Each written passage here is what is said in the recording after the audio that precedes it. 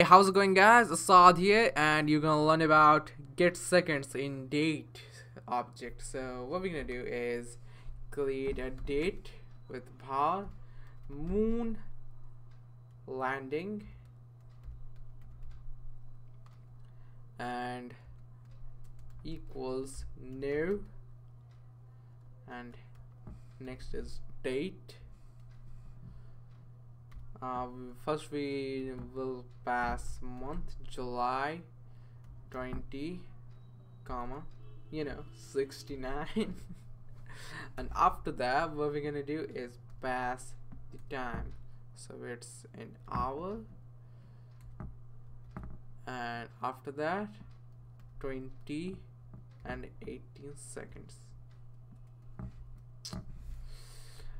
And when we're done with that, after that we need to log it on a console moon landing, and if we will use get seconds and functions, or you can say method, we will get 18 because it has 18 seconds. So yeah, so hope you guys understand this video. See you guys in the next tutorial.